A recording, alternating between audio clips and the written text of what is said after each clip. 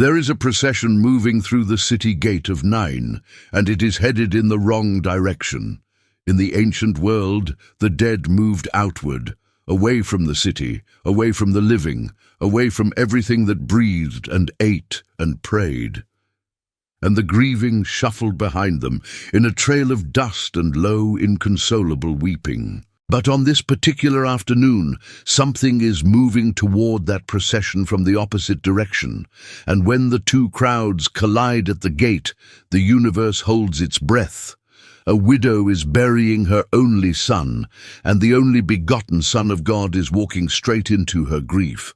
What happens next is not merely a miracle, it is a declaration. It is a theological earthquake dressed in the clothing of compassion. And if you have ever read Luke 7:11-17 as simply a wonderful story of resurrection, a moving account of divine power on a dusty road in Galilee, you have been reading it with only half your eyes open.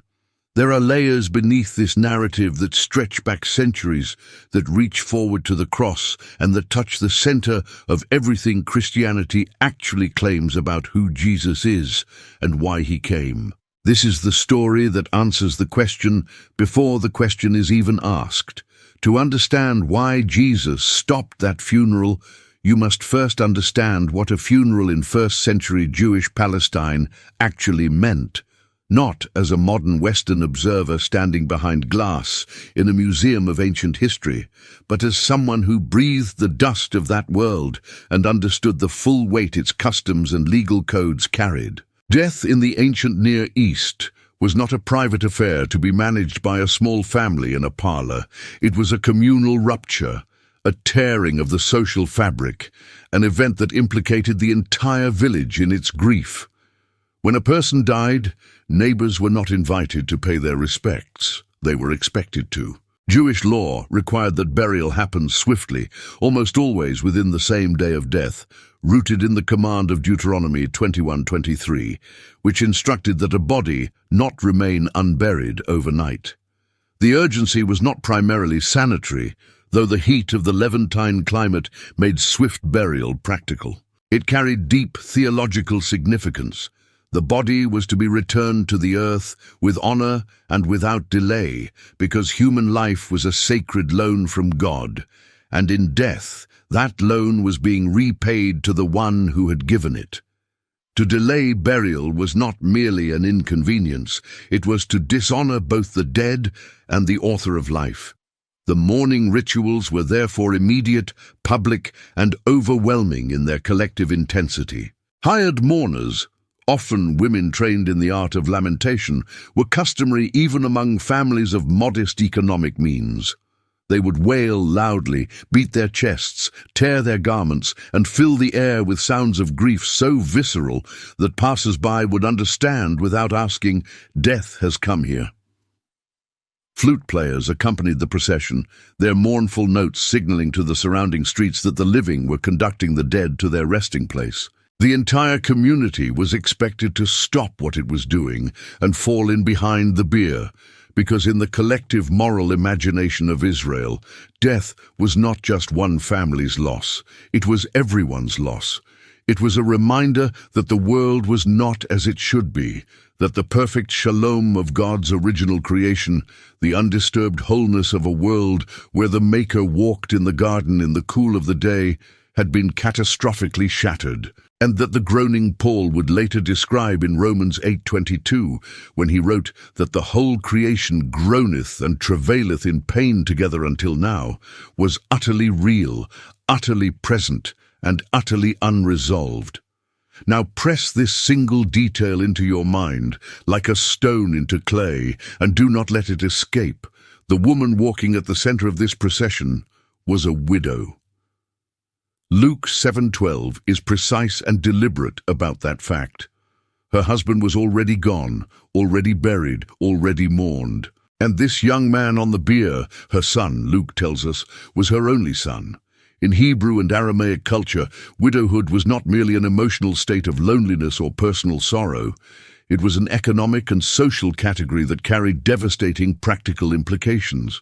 Without a husband, without a son, A woman in first-century Jewish society had no male advocate in legal disputes, no one to represent her interests in the public square, and in most practical respects, no financial future. The legal protections embedded in the Torah specifically for widows, the commands of Exodus 22:22, the tithe provisions of Deuteronomy 14:29, the curses of Deuteronomy 27:19 against those who perverted justice toward the widow, were there precisely because the system recognized how catastrophically exposed these women were without them. The prophets of Israel thundered against societies that neglected their widows with a consistency that cannot be accidental. Isaiah 1:17 commanded the people to defend the widow as a mark of true justice. Jeremiah 22:3 included care for the widow as evidence of a society that knew its God. And James 1:27 in the New Testament would declare with blunt simplicity that pure religion before God consists in visiting the fatherless and widows in their affliction. This widow in Nain had lost everything, not her peace, not her comfort, not her emotional equilibrium. Everything, her economic lifeline, her social standing, her future, her identity within the community structure, and she was walking behind a wooden board that carried the last piece of the life she had known toward a tomb that would seal it all away permanently. She did not have other sons to fall back on.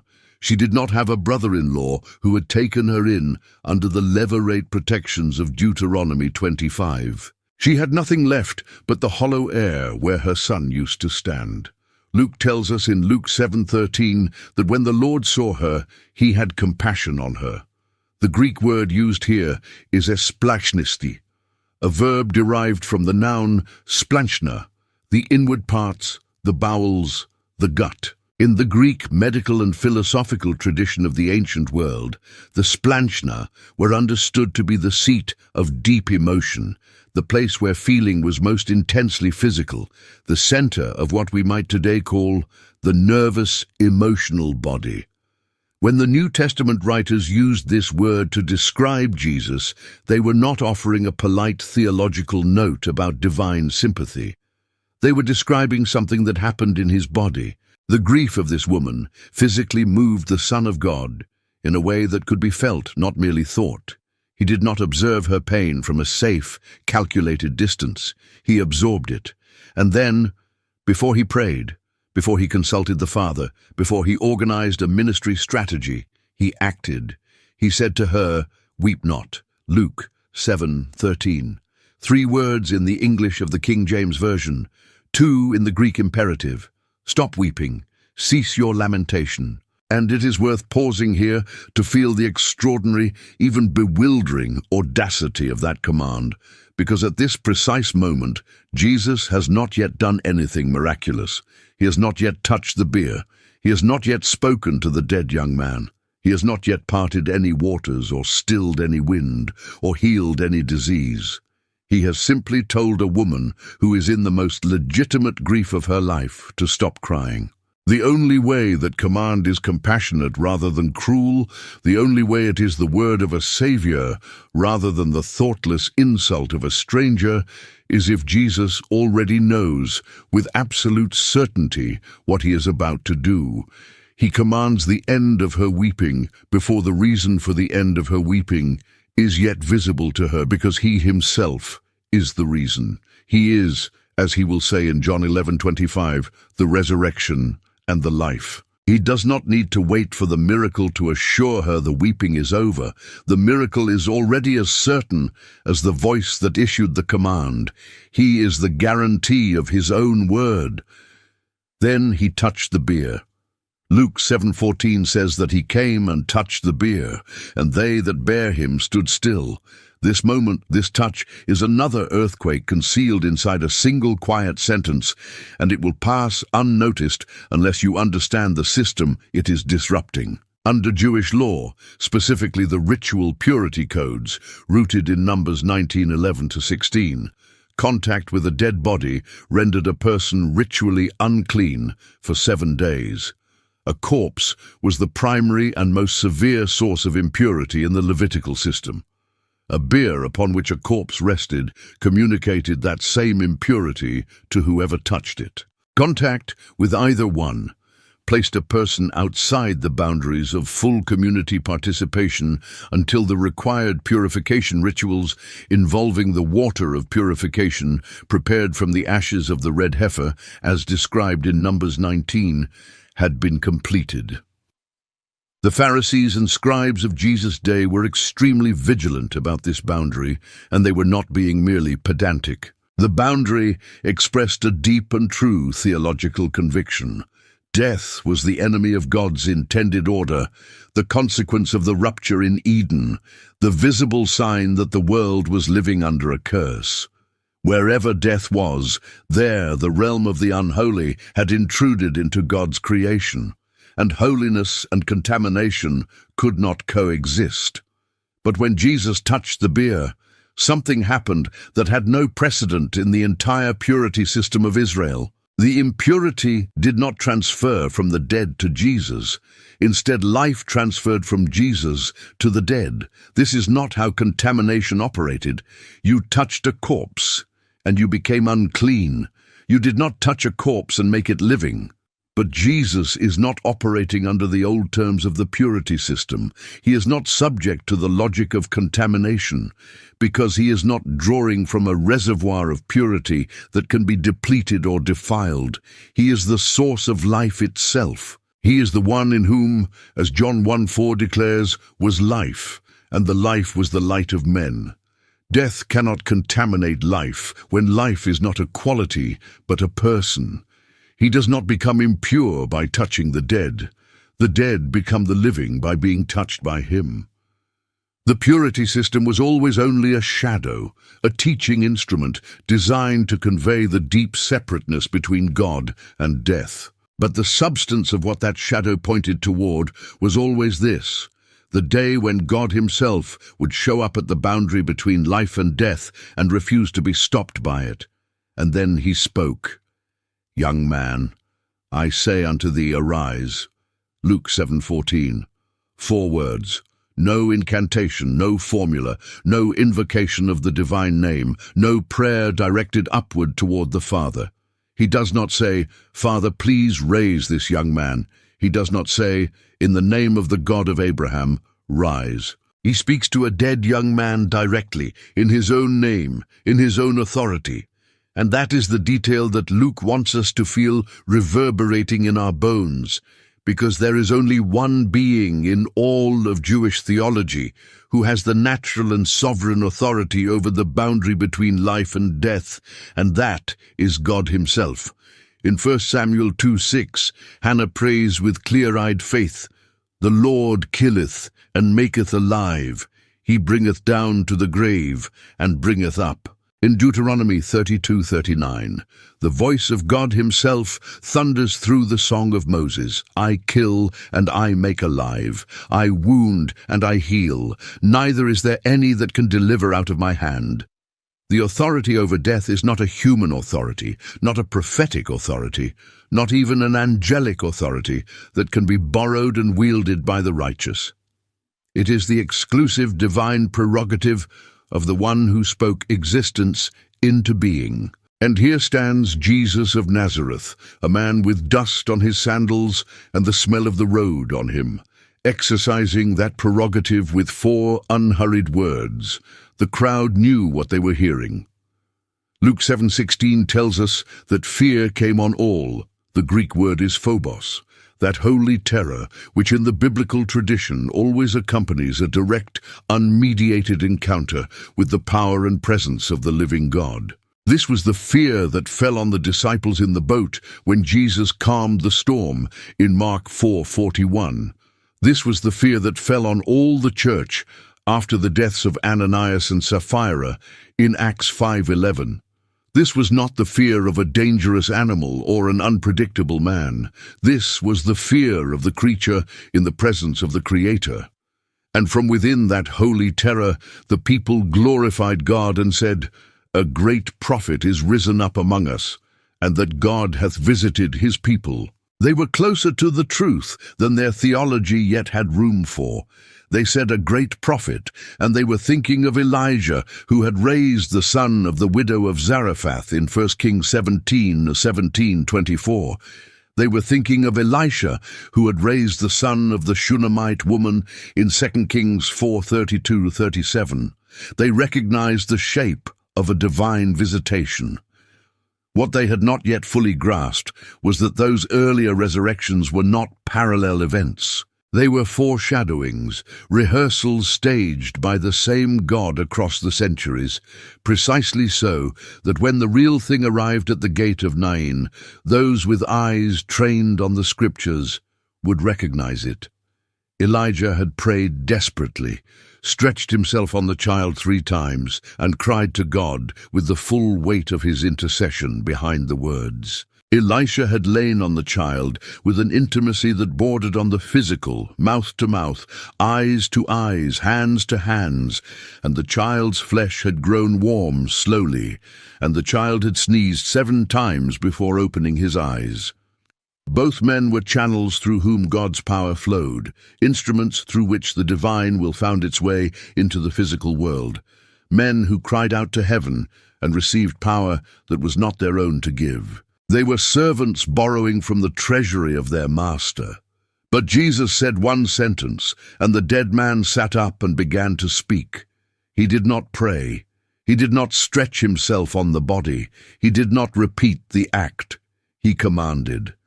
Because he was not a servant borrowing authority, he was the Lord distributing it.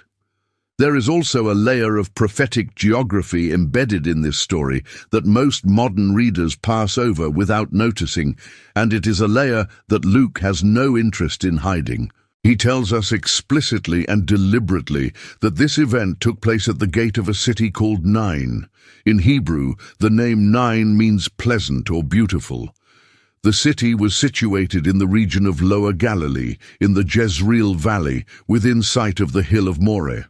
And here is the detail that would have made every devout Jewish listener catch their breath. Shunem, the village of the Shunammite woman whose dead son Elisha raised back to life in 2 Kings 4, was also in this region, on the slopes of that same hill of Moreh, close enough that any resident of Nain could have walked to it between morning prayers and evening sacrifice. The story of Elisha and the Shunammite was not ancient history in Nain. It was local history. The hill that held that memory was visible from the city gate where Jesus was now standing. Luke is not including this geographical information accidentally. He is doing what biblical writers always do with geography. He is using the map to make a theological point. The God who sent Elisha to Shunem has now come himself. Not his prophet, not his emissary, not a new and greater servant, but the Lord himself. To this valley, to this gate, to this road, to do what Elisha could only do as a shadow.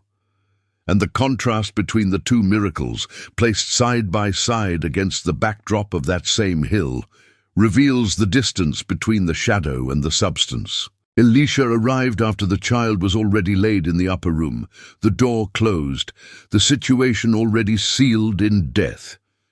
He traveled urgently by donkey from Mount Carmel. He sent his staff ahead with Gehazi, and the staff accomplished nothing. He then laid his body on the child in exhausting personal effort. Jesus stopped the funeral in the street, publicly, with a word, before the body ever reached its tomb. One man labored, one man spoke, and then Luke adds one of the most quietly beautiful details in all the Gospels, a detail easy to rush past in the momentum of the miracle, and he delivered him to his mother. Luke 7:15. Jesus did not ask for anything in return. He did not receive the young man as a new disciple. He did not use the moment to make a speech about his identity or to demand that the crowd follow him. He simply turned, and the simplicity of this gesture is the whole point, and he gave the son back to his mother. The very same language echoes with deliberate intention across the centuries. In 1 Kings 17:23, where it is written that Elijah took the child and brought him down out of the chamber into the house and delivered him unto his mother. The echo is intentional. The fulfillment is total. Luke wants you to hear both texts at once, to feel the resonance between Zarephath and 9, between Elijah's miracle and this one, so that you understand. The God who worked through Elijah, who worked through Elisha, who seeded these stories into the memory of Israel across generations, has now come in person.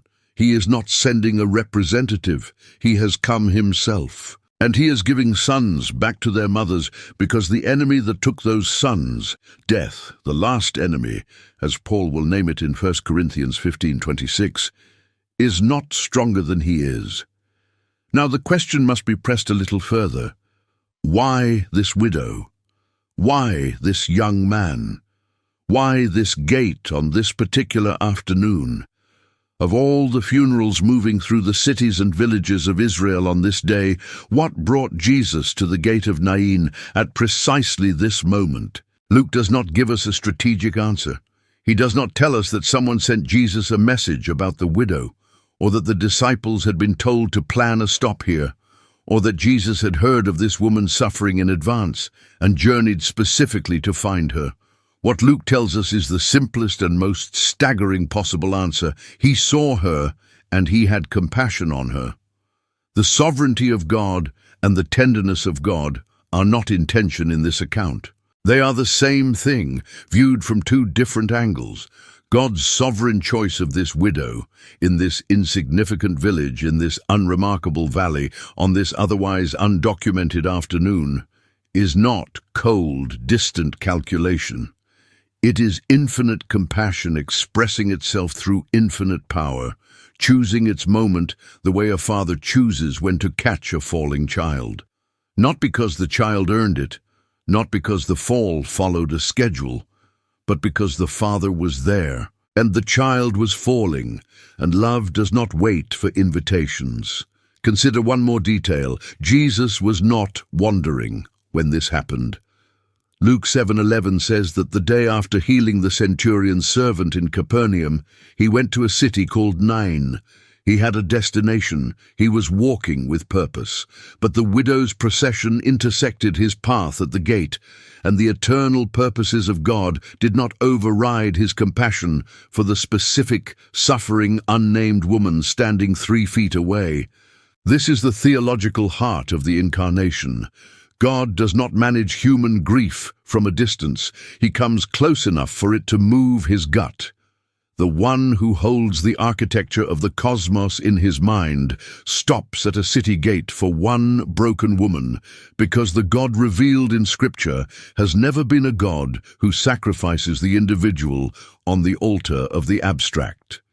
Reading this story alongside the rest of Luke's Gospel also reveals something important about Jesus' understanding of death. A few chapters later in Luke 9:59-60, when a would-be follower says, "Lord, suffer me first to go and bury my father," Jesus replies with what sounds like a hard saying, "Let the dead bury their dead, but go thou and preach the kingdom of God." Generations of readers have been troubled by that response. Did Jesus not care about burial? Did he not care about family duty? And now we have the answer, provided by his own actions in chapter 7. Jesus did not stop the funeral at Nain because burial was wrong. He stopped it because he is the resurrection and the life, and wherever he is present, death does not get to set the terms of the conversation. The saying in chapter 9 is not a dismissal of grief.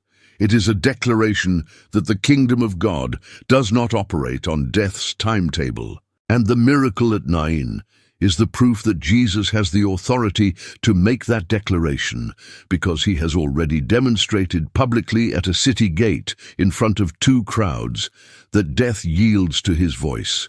The phrase that rolls through the mouth of the crowd in Luke 7:16 carries the full weight of the Old Testament's deepest hope. God hath visited his people. In the Greek, the verb is episkepsato, from episkopos, the one who watches over, who comes to see, who arrives not merely to observe, but to intervene. When the crowd said that God had visited his people, they were reaching for language the Torah had taught them, language that carried centuries of meaning. In Exodus 4:31, when Moses brought word to Israel that God had visited them and had seen their affliction in Egypt, the people bowed their heads and worshipped. The visitation of God in the Old Testament was never a neutral event. It was always the turning of the tide, the arrival of the one who had not forgotten, who had heard the cry of the suffering from beneath the weight of oppression, and who had now come down to act. And here, in a street outside the gate of a small city in Galilee, people were saying, with an intuition deeper than their theology had yet fully made room for, that the tide had turned, that the promise God had been building through every prophet and every miracle and every foreshadowing across the centuries had arrived. Not merely another prophet, not a greater Elisha. The visit of God himself in human flesh, with dust on his sandals, walking toward a widow's grief with the full authority of creation in his voice and the full tenderness of a father's heart in his gut. This is the answer to why he stopped the funeral. He stopped it because he is the resurrection and the life, and life does not step aside for death. Death steps aside for life. He stopped it because the compassion of God is not an emotion to be managed, but a force that moves God to act. He stopped it because he is the fulfillment of every widow in Zarephath, every dead son in Shunem, every promise of the God who kills and makes alive, every prayer Hannah ever prayed, every thunder of Isaiah, every lament of Jeremiah, every word David ever sang toward heaven about the God who does not leave his servant to the grave. He stopped it because the procession of death is not the final procession of history. The final procession is the one that begins at the empty tomb, where the stone has been rolled away and the grave clothes lie folded. And the angel says to frightened women in Luke 24:5, what Jesus said to this widow at 9, "Why seek ye the living among the dead?" He stopped the funeral because that is who he is.